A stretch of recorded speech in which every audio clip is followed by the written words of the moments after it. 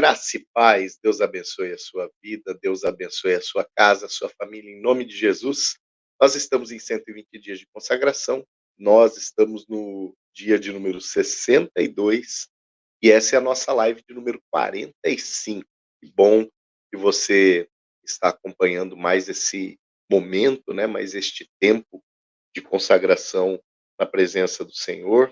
Louvado seja Deus pela tua vida, você que tem persistido nesse propósito, né, e continue mesmo, continue persistindo, continue desenvolvendo a tua fé, desenvolvendo a tua salvação, através destes meios, leitura da palavra, oração, jejum, e são as ênfases do nosso propósito. Quando eu falo de leitura da palavra, nós disponibilizamos inclusive o plano de leitura em 120 dias. Na live a gente comenta sobre um trecho, né, algum dos trechos de leitura do dia, né? No entanto, o plano de leitura ele é um tanto quanto exigente, né? Ele exige de nós uma leitura de cerca de 10 capítulos por dia, né? Isso, se você é um bom leitor, uma boa leitora, vai demorar mais ou menos uma hora e pouquinho, né? Nem todos acompanham o plano de leitura, mas creio eu, né, e assim eu encorajo, que todos estejam lendo, né, pelo menos um capítulo, dois, da palavra do Senhor, conforme aquilo que você estabeleceu no teu coração, ou conforme algum outro plano de leitura que porventura você esteja seguindo, plano anual e tudo mais, né? Mas disponibilizamos o plano de leitura para quem quiser conjugar e tudo num pacote só, né? Jejum, oração e leitura da Bíblia inteira nos 120 dias, tem essa possibilidade através do plano de leitura que nós disponibilizamos. Querido, querida, hoje eu não estou ao vivo, tá? Eu gravei essa live, esse vídeo mais cedo, né, por conta de um compromisso na parte da noite, um compromisso em família, né? Você sabe que a sexta-feira é o meu dia de descanso, né, para preparar para o fim de semana intenso aí, ah, como geralmente são os nossos fins de semana. Então, a sexta-feira é o meu dia de descanso. Algumas pessoas imaginam, né, que o dia de descanso pastoral é segunda, né? Desde quando eu vim para Presidente Prudente, o meu dia de descanso é a sexta-feira, né? Uma vez ou outra na live eu estou ao vivo aqui na sexta, né? Quando a gente não tem algum programa em família, alguma coisa, mas também vez ou outra eu estou gravando, né? Então agora tá tudo, terminamos a faxina aqui em casa, né? A Flávia já saiu para fazer a unha, tudo mais, as crianças estão ali dentro, eh, jogando jogando videogame, e eu aproveitei aqui para vir gravar, tá bom? Então, no entanto, nós vamos ter a reflexão, né, como de costume. A única coisa que não vai dar para a gente ter é o nosso momento de oração, pelos motivos de oração eu encorajo vocês sempre a colocar no bate-papo. Se você quiser colocar o seu motivo de oração no bate-papo, aí eu já vou fazer um desafio para todos os irmãos que estão acompanhando essa live, para todas as irmãs que estão acompanhando essa live. Pegue esse motivo de oração, que porventura alguém deseje colocar aí no bate-papo, e ore por ele, tá? Intercede por esse motivo de oração em nome de Jesus. Se for alguém que você conhece, você pode até ligar para esse irmão, para essa irmã, né? Orar junto com ele, né, um exercício bacana aí que é possível, para você fazer, tá bom? Deixa eu lembrar você, falando em oração, que no mês de julho nós estamos orando pela nossa igreja. Essa semana a gente fez um apanhado, né, e oramos por tudo, mas a partir da semana que vem nós vamos setorizar, né? No decorrer dessa semana, o nosso objetivo era orar pelos ministérios, tudo aquilo que diz respeito à obra para a qual nós somos revestidos pelo Senhor, né. Então nós tivemos, oramos por ministérios, oramos pelos líderes ministeriais, oramos pelas células, pelos líderes de células, oramos por programações dos ministérios, né, e nós vamos continuar orando pela nossa igreja no decorrer de todo o mês de julho. A partir da próxima semana, aí nós vamos orar célula por célula, pessoa por pessoa, né, nós vamos levantar o nome dos irmãos, das irmãs que estão participando das células, aqueles que são alvos missionários das células, células em multiplicação, líderes em treinamento. Vamos orar por todo o movimento de células da nossa igreja, tá bom? Então já fique alerta aí, porque esse vai ser o nosso propósito de oração na próxima semana, tá bom? Sem mais delongas, vamos lá, eu não consigo cumprimentar, né, quem está entrando aí hoje, né, mas eu creio que os irmãos, as irmãs já estão acompanhando aí. E vamos lá para o nosso trecho de leitura de hoje, tá bom? Hoje, a nossa leitura, hoje 5 de julho, nós lemos segundo Reis capítulo 15, segundo Crônicas 26 e Isaías de 1 a 8, né? Os primeiros 8 capítulos do profeta Isaías.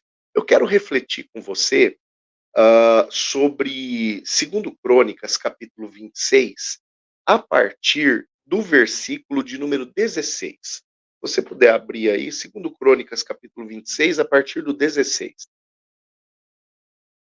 para nossa para nossa reflexão nesta noite, né? Eu ia falar tarde, para mim tá de tarde, né? Mas vamos lá. Segundo Crônicas 26, a partir do 16. Aqui a palavra está falando acerca do rei Uzias, né?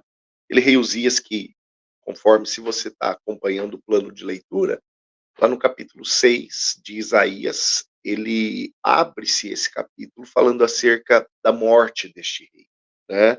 Rei Uzias morreu de lepra, tá? Ele morreu leproso. E aqui, em segundo Crônicas 16, o motivo desta lepra é apresentado para nós. Você sabe que a lepra no Antigo Testamento ela era associada a alguma espécie de maldição, né? Alguma espécie de culpa que o sujeito carregava, né? Então vamos lá. Segundo Crônicas 26, a partir do 16, a palavra diz assim: mas havendo-se já fortificado, exaltou o seu coração, está falando de Uzias aqui, rei de Judá. Exaltou-se o seu coração para a sua própria ruína e cometeu transgressões contra o Senhor seu Deus, porque entrou no templo do Senhor para queimar incenso no altar do incenso. Porém, o sacerdote Azarias entrou após ele com 80 sacerdotes do Senhor, homens da maior firmeza, e resistiram ao rei Uzias, e lhe disseram: a ti, Uzias, não compete queimar um incenso perante o Senhor, mas aos sacerdotes, filhos de Arão, que são consagrados para este mister. Sai do santuário, porque transgrediste, nem será isto para a honra tua da parte do Senhor Deus. Então Uzias se indignou, tinha o incensário na mão para queimar o incenso, e indignando-se, pois, ele contra os sacerdotes, a lepra lhe saiu na testa perante os sacerdotes na casa do Senhor, junto ao altar do incenso. Só estes versículos aqui. Eu acho que a chave de entendimento deste trecho, ela está no verso 18, quando a palavra, o sacerdote Azarias, acompanhado de 80 sacerdotes firmes, que era gente que iria corrigir o rei, né? Então, Azarias ele não pega gente que negociaria valores, pega gente que estaria ali com o propósito de tentar conscientizar o rei que o rei estava fazendo algo errado, né? E a chave está no versículo 18, quando Azarias diz o seguinte: isso não é para tua honra, isso que você está fazendo não honra a Deus, né? E para mim essa advertência desse trecho, desta passagem como um todo, deste acontecimento como um todo, é uma advertência extremamente pesada. Por que eu digo que é uma advertência extremamente pesada? Porque o rei Uzias, ele tinha um propósito no seu coração, conforme a palavra diz, o coração dele se ensoberbeceu. O problema da soberba é justamente esse, né? Quem sabe o sujeito se ensoberbece e nem percebe. Mas ele havia ensoberbecido o seu coração e atravessou para uma para um atributo, para uma responsabilidade que não era sua. Não sei se você vai se lembrar, se você está acompanhando a leitura em 120 dias, muito provavelmente você vai se lembrar, porque a palavra fala acerca do mesmo erro por parte de Saul, primeiro rei de Israel, né. Saul, ele cometeu esse mesmo equívoco, esse mesmo erro de, queimar, de vestir a estola sacerdotal e tentar oferecer, né, holocaustos, sacrifícios, ao Senhor, não sendo ele alguém credenciado, alguém chamado para isso. E assim como chega Azarias para corrigir Uzias em cima da hora, lá com Saul chega Samuel em cima da hora para corrigir o Saul, né. E lá eu estou me referindo a 1 Samuel capítulo 13, palavra que Samuel leva para Saul é extremamente pesada. Samuel diz para Saul o seguinte: "Você agiu neciamente", versículo 13 de 1 Samuel 13. "Você agiu neciamente, e por causa disso, hoje mesmo o Senhor vai levantar o teu substituto". E aí a gente vê em 1 Samuel capítulo 16, Davi sendo ungido por Samuel na sua casa, primeira unção. Lembra que eu refleti com você quando a gente estava lendo 2 Samuel capítulo 5, né, não, 2 Samuel capítulo 5, eu refleti com você sobre as 3 unções que Davi recebeu. 1 Samuel 16, 2 Samuel capítulo 2, 2 Samuel capítulo 5. Se você não assistiu essa reflexão, você volta lá, vê aí certinho no plano de leitura bíblica que dia que foi que a gente leu 2 Samuel capítulo 5, aí é só voltar naquela live e você vai ver essa reflexão que eu fiz com você acerca das 3 unções de Davi, né. E falar sobre unção é um tanto quanto importante aqui, né, nem era o meu foco, mas falar sobre unção é um tanto quanto importante, porque a unção significa uma dedicação exclusiva para algo. Quando Deus unge Saul, vamos voltar lá no Saul de novo. Quando Deus unge Saul rei sobre Israel, Deus ungiu um rei e não um sacerdote. Quando Uzias foi ungido rei sobre Israel, Deus ungiu um rei e não um sacerdote. Isso significa que, mesmo o sujeito sendo rei, quando ele extravasa aquela que é a sua obrigação, ele está passando do limite, né? Principalmente quando ele extravasa em algo que diz respeito ao Senhor. Quem era o sacerdote? O sacerdote era o representante do povo diante de Deus. O sacerdote, ele tinha esta incumbência de ir a Deus em nome do povo. O sacerdote fazia esse papel. E Uzias aqui, ele extravasa a sua unção como rei e ele invade um território cuja unção dele não cobria. Ele extravasa a sua dedicação, o seu chamado, né, a sua competência, e ele invade uma área que não era sua competência, ele invade uma área que era de competência sacerdotal. Por isso Azarias vai atrás dele. E Azarias, quando chega diante dele, diz: "Você está fazendo errado. Isso que você está fazendo não honra a Deus, e nem reverte-se em honra sobre a tua vida. Ou seja, não ache que Deus está achando alguma coisa interessante disso que você está fazendo, e não ache que Deus vai abençoar isso que você está fazendo.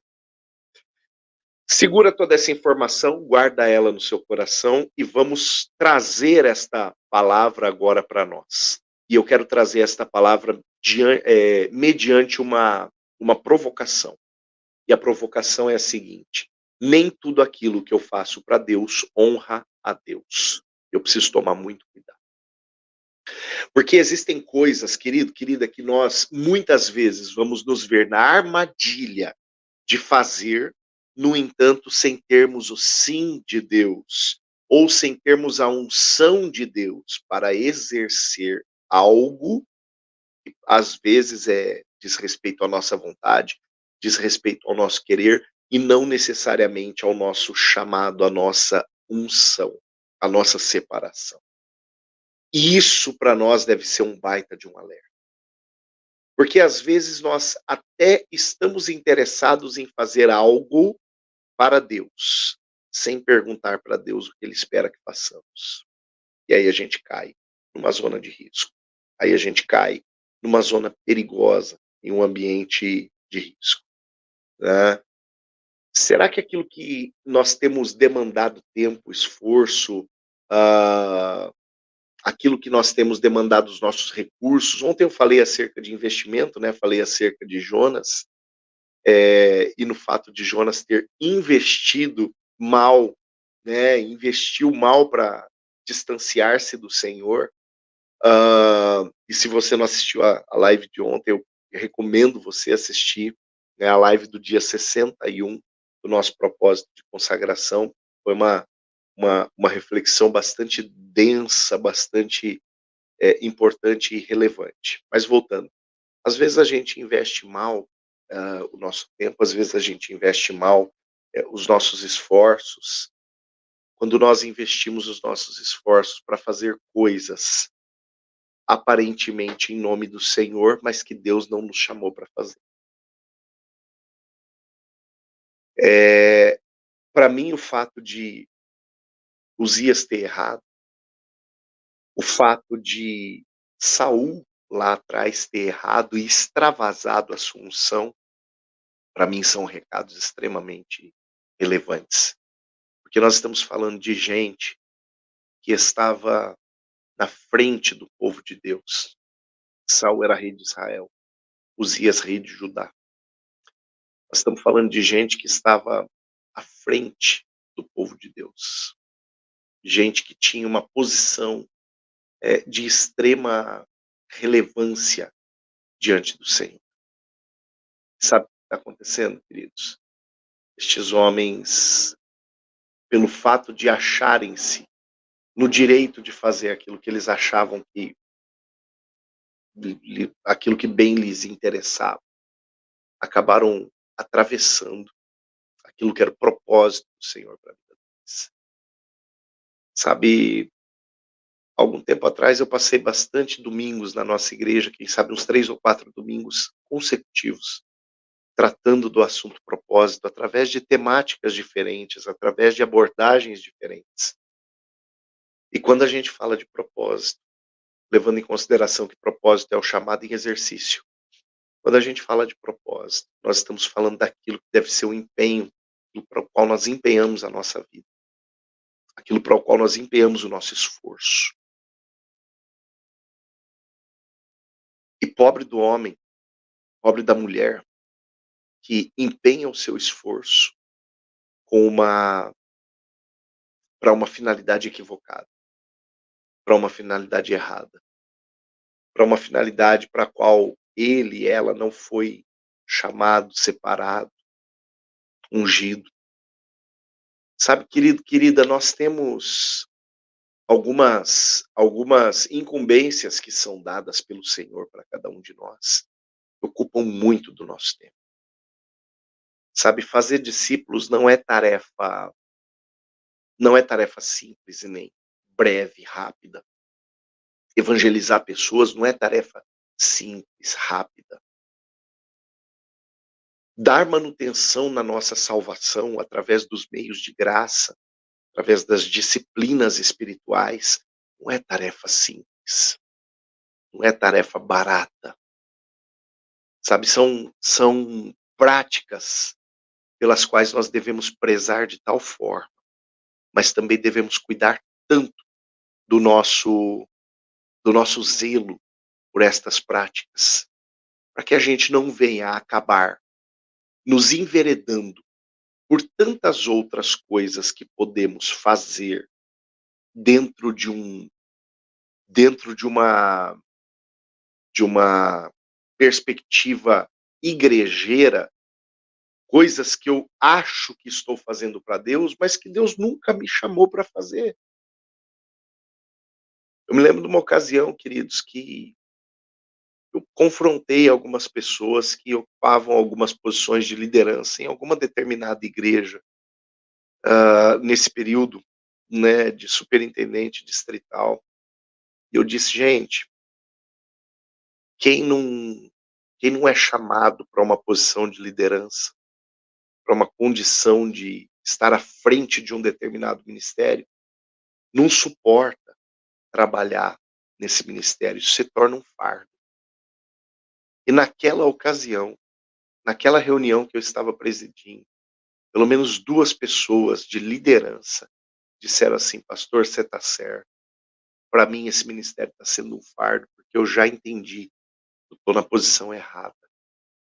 Eu estou tentando fazer a coisa pela minha força, e quando eu tento fazer pela minha força, eu vou me cansar, eu vou me desgastar, eu vou me irar com, com aquilo que deveria ser uma bênção". Às vezes a gente está na posição equivocada, por não prestarmos atenção na peculiaridade do nosso chamado. Eu termino contando um caso aqui que eu já contei algumas vezes e quem sabe para alguns irmãos ele não seja novidade. Mas num determinado momento da trajetória ministerial, eu estava aconselhando um pastor num encontro. E esse encontro, 2 dos nossos bispos, meu pastor, bispo Adonias, ele estava nesse encontro, também o bispo João Carlos estava nesse encontro, bispo aposentado lá da 6ª região, Paraná. Hã, e eles eram os preletores desse encontro. Isso faz bastante tempo, foi lá em Dourados, no encontro chamado Emomemago, era o encontro da mocidade metodista do Mato Grosso, antigo Mato Grosso, né, é um encontro que era mais antigo do que a divisão do estado, né, Mato Grosso do Sul.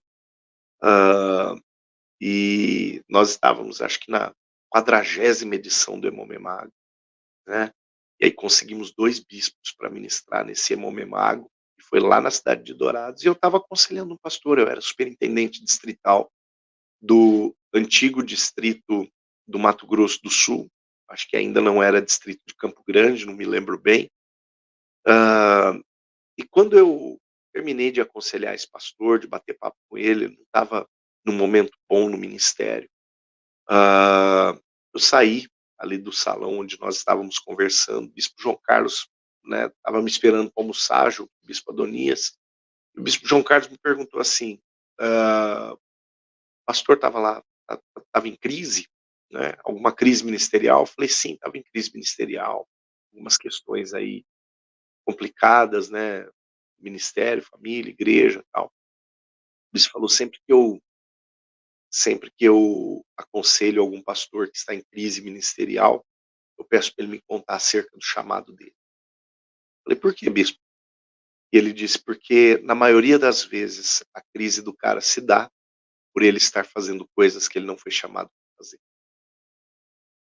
Naquilo eu comecei a pensar no meu chamado, comecei a pensar nas peculiaridades do meu chamado, como foi quando Deus me levantou para o ministério, o que Deus falou, quais quais trechos da palavra do Senhor serviram de confirmação em diversos momentos da minha trajetória, qual palavra me foi dada, que trouxe ao meu coração uma convicção tamanha de que eu não tinha outra coisa para fazer senão o exercício do ministério pastoral. Eu comecei a pensar no meu chamado naquele momento. E para mim foi um exercício, porque embora eu não estivesse em crise, para mim foi um exercício porque, quem sabe, me privou de mais tarde entrar numa crise. Porque a partir daquele momento eu comecei a cortar da minha agenda coisas que eu não havia sido levantado para fazer, mas que eu vinha fazendo, mas que eu vinha ocupando o meu tempo com elas.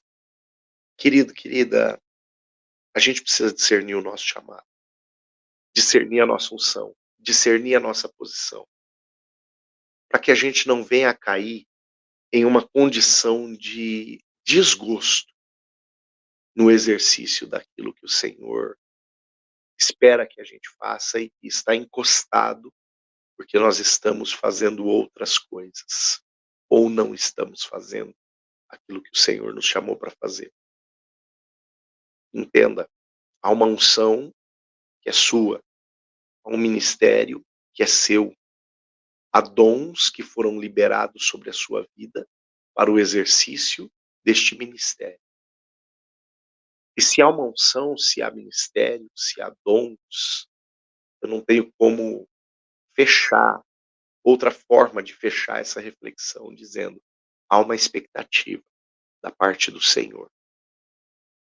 Quando Ele libera dons, Ele libera um ministério, quando Ele te chama, há uma expectativa da parte dEle, para que você possa cumprir o chamado que Ele confiou a você. Essa expectativa ela é tão deve ser tão importante que qualquer outra coisa que você faça, até mesmo coisas que você faça de maneira igrejeira, elas precisam sair do caminho para que você possa exercer o teu chamado, exercer o teu ministério, ocupar a tua posição. Amém? Guarda essa palavra com você. Eu creio que ela pode abençoar muito a sua vida e pode te auxiliar a abençoar a vida de outras pessoas. Tá bom? Querido, querida, só lembrando, hoje nós não estamos ao vivo, tá? Para quem chegou aí com a reflexão já em andamento, hoje nós não estamos ao vivo, eu gravei essa reflexão mais cedo, eu estou gravando esse vídeo mais cedo hoje, por conta de um compromisso em família, né?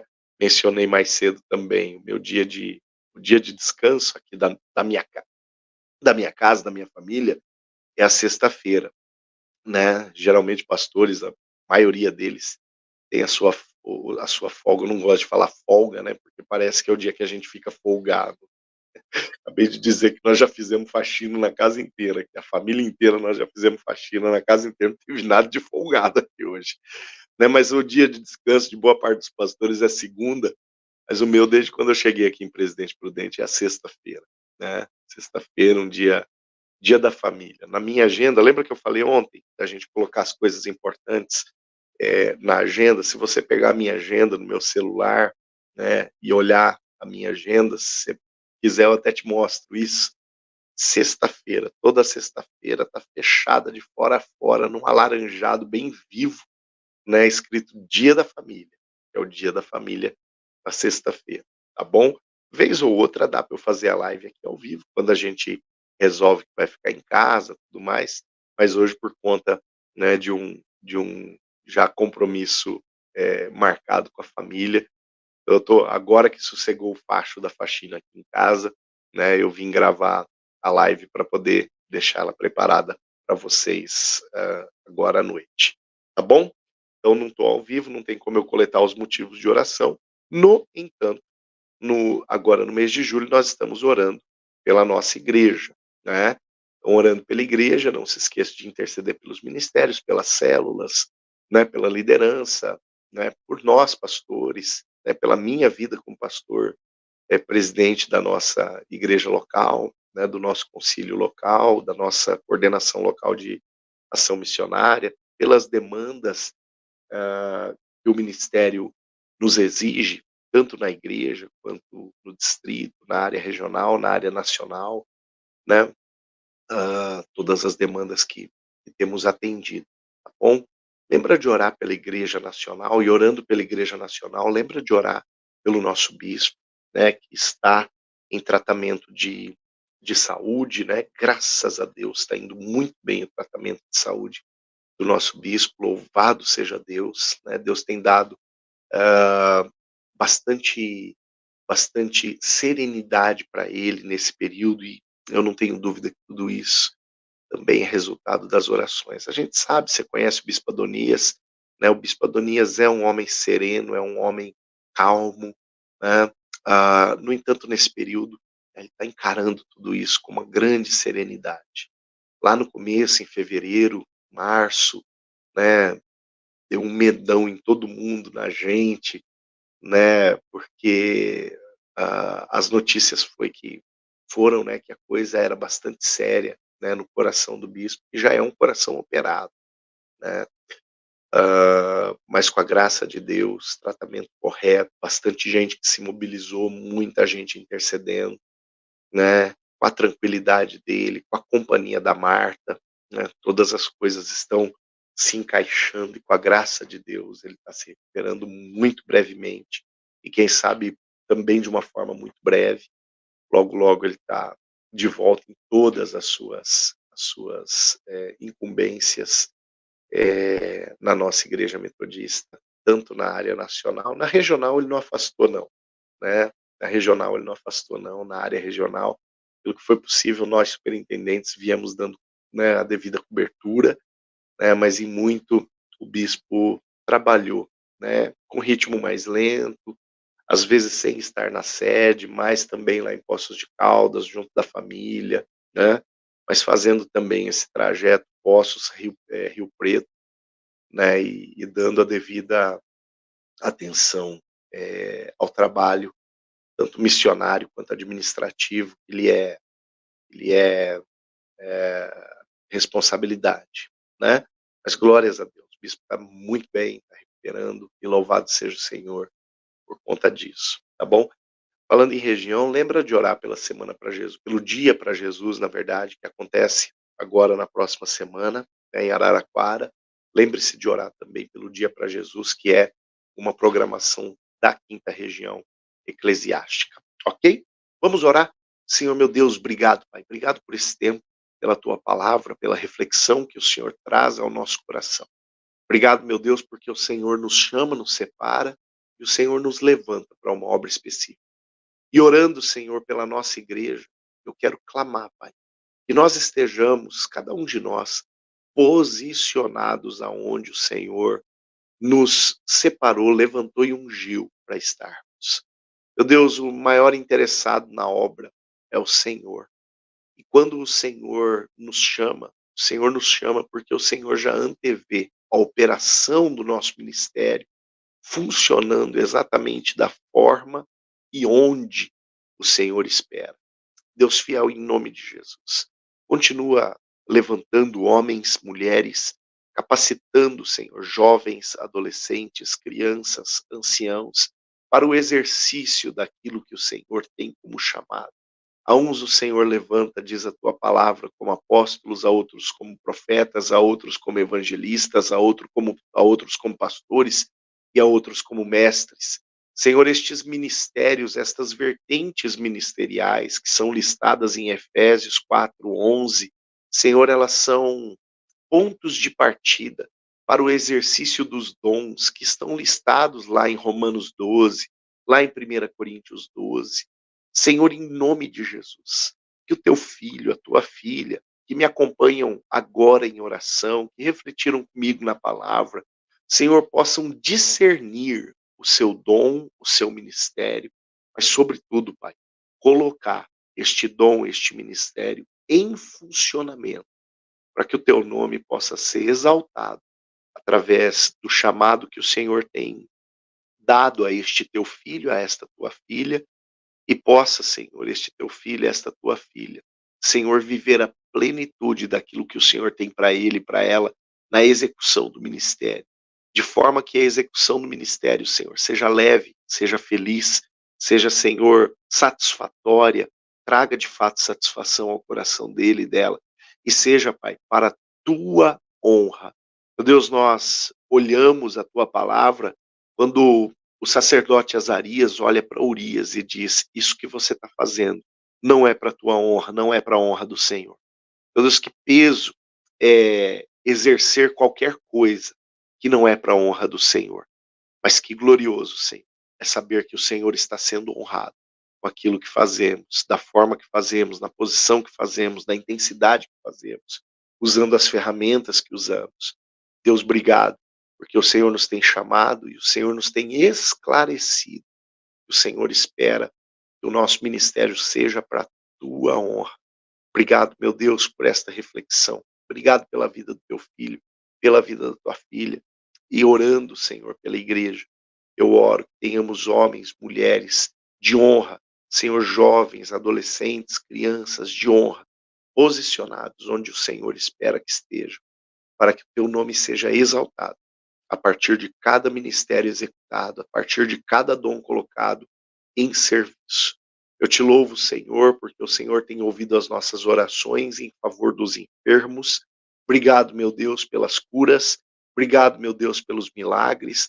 Obrigado, meu Deus, porque o Senhor tem abençoado Gamaliel, o Senhor tem abençoado, meu Deus, o irmão do nosso irmão Carlos, cunhado da nossa irmã Fátima.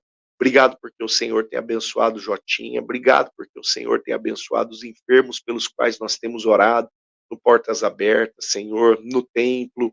Obrigado porque o Senhor tem abençoado a vida do nosso bispo, Senhor. Pessoas que nós temos colocado frequentemente diante do Senhor e o Senhor tem ouvido a nossa oração. Obrigado, meu Deus, por vidas que têm sido libertas, Senhor, de vínculos com as trevas, pessoas que têm sido libertas, ó Pai, de projetos, ó Pai, do passado, que de alguma forma interferiram no crescimento e na aproximação destas pessoas com o Senhor. Obrigado porque o Senhor tem permitido que nós venhamos, Deus, a trabalhar na bênção da vida de outras pessoas, através, ó Pai, da libertação, através, ó Deus, do aconselhamento, através da ministração da cura, através, Senhor, da palavra que cura, que liberta, que restaura, que alinha, Senhor, pessoas ao teu propósito. Continua trabalhando na tua igreja, em todas as frentes, todos os ministérios, todas as células, a partir das mãos de todos os ministros que têm ofertado o seu tempo e os seus dons para servir ao Senhor com excelência. Eu te louvo, eu te agradeço e eu engrandeço o teu santo nome, em nome de Jesus. Amém. Amém. Louvado seja o nome do Senhor. Querido, querida, Deus abençoe a sua vida. Lembrando que amanhã, sábado, e depois de amanhã, domingo, não tem live, tá? A nossa live é só de segunda a sexta. No entanto, amanhã, sábado, tem Connect para os nossos jovens, é primeiro sábado, né? Então tem Connect para os nossos jovens às 19 horas lá na igreja.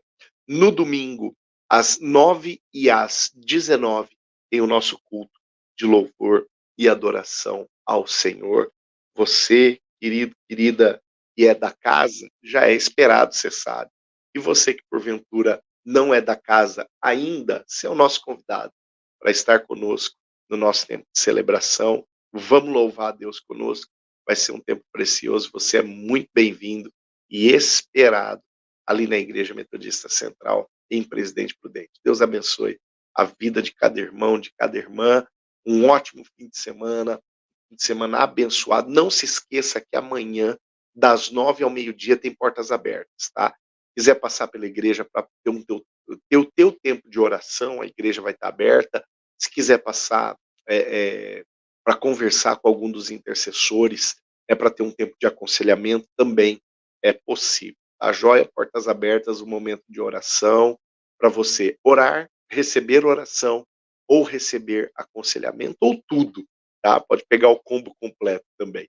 Deus abençoe a sua vida em nome de Jesus.